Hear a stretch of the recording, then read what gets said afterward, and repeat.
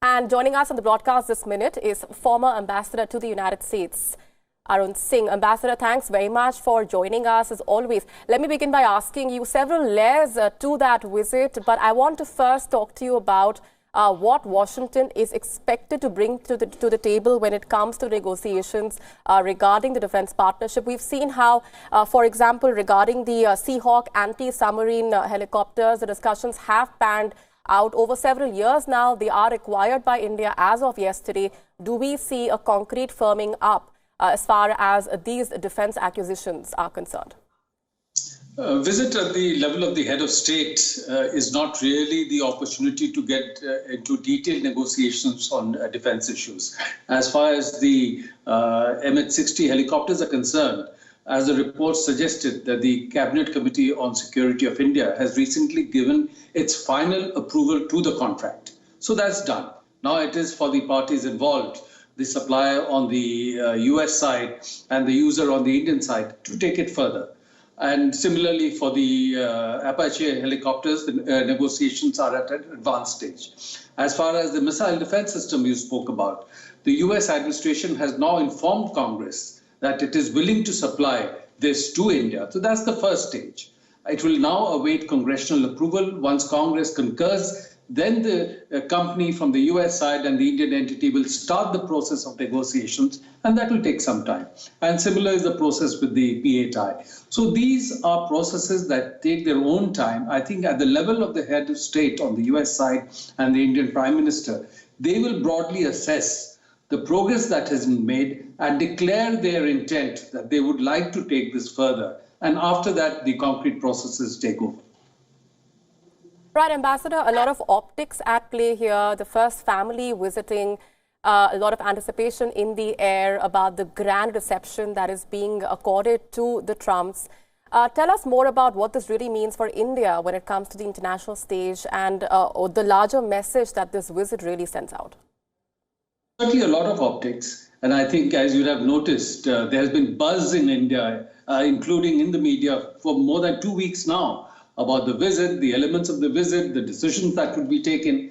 And that is for several reasons. One, the US has global heft, political and economic. It is the preeminent power in the world. So that's one dimension.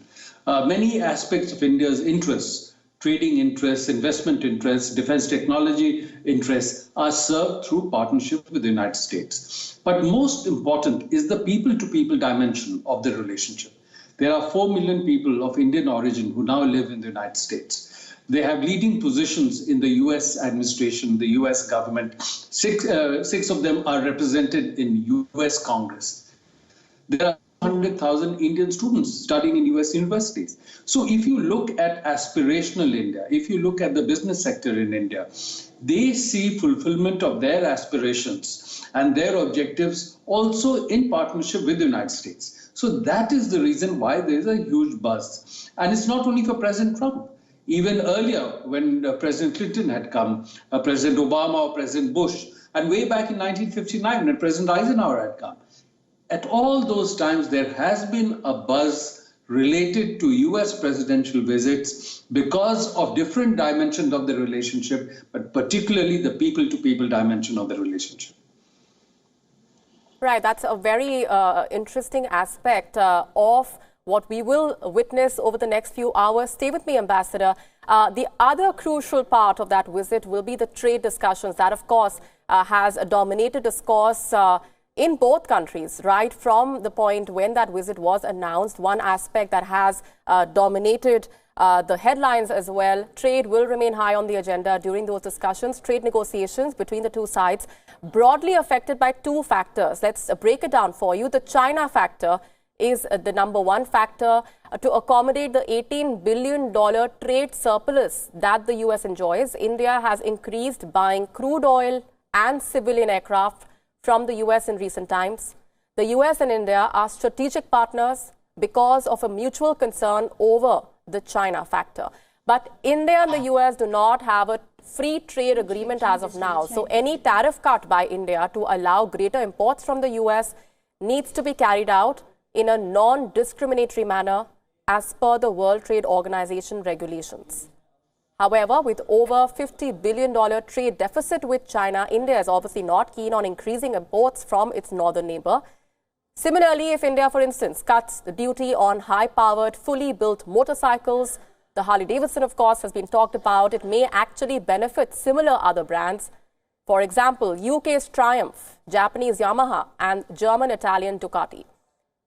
The second important factor is India's trade conservatism following this long-stretched regional comprehensive economic partnership negotiations, which India had exited. Not only does India now flex its muscles with smaller trade partners like Malaysia by putting restrictions on palm oil, for example, it has also increased tariffs on a host of products like toys and furniture, calling them non-essential items. After the recent budget was declared, India has put a health cess on import of medical devices, and talks between India and the US to find a middle ground have been an important factor at play here. They have further signaled that India is in no mood to give a walkover on the proposed trade deal with the United States. The future of the India-US trade relationship will depend in a lot of ways on how considerate the US remains towards India's development concerns and the flexibility that India can show within its self-imposed red lines. Going back across now to Ambassador Arun Singh, what, according to you, will India's expectations be when those trade discussions do take place? A lot of chatter, of course, on whether or not those discussions will actually go along the way that New Delhi had expected. You've, in your own comments, pointed out some of the dilemmas and challenges in this process. US and India have been involved in trying to work out a partial trade deal for quite some time now. Since September last year, we've been hearing that the deal is about to be finalized, and even now it hasn't been finalized, which means that there are concrete differences between the two sides. And the main issue is that US, for some reason, especially under President Trump, has decided to focus on the trade surplus that India has with the United States. Now, India has a $20 billion trade surplus with the US, but India is an overall trade deficit country. And India's trade surplus with the US of $20 billion pales in comparison with China's trade surplus with US of $350 billion. So India's argument is that this is not even worth paying attention to. But for some reason, US has decided to focus on this because India falls within the top 10 countries with which US has a trade deficit. And President Trump got elected on the platform that he would bring manufacturing back to the United States and he would address US trade deficits. So there's been this discussion going on. And from India's point of view, US has taken several measures which are not quite in keeping with the nature of the strategic partnership.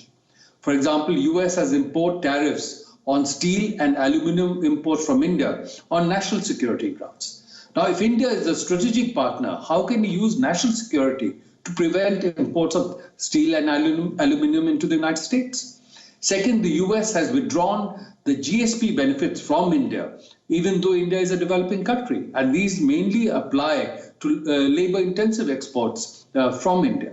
And recently, US has taken away developing country classification for India for imposing of countervailing duties. That will make it easier for the US to take action against Indian imports. So India believes that these measures that the US has taken is not really in keeping with the nature of the partnership and the fact that even though, as many now say, India is the 5th largest economy globally, our per capita income is only about $2,000. US per capita income is more than $50,000. There are large numbers of people living in India in poverty. Therefore, the developing country tax should really not be taken away from India. So these are unilateral steps that US has taken.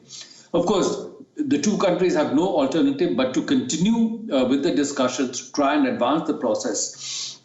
India's argument also is that let's not look at current trade patterns in a static sense. But let us look at newer items for trade. And recently, India has started buying oil and gas from the US.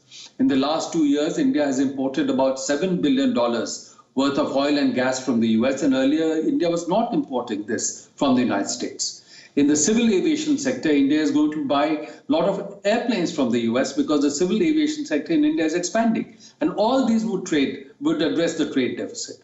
But more important, there is a huge, as many have called it, perfect storm of technology coming.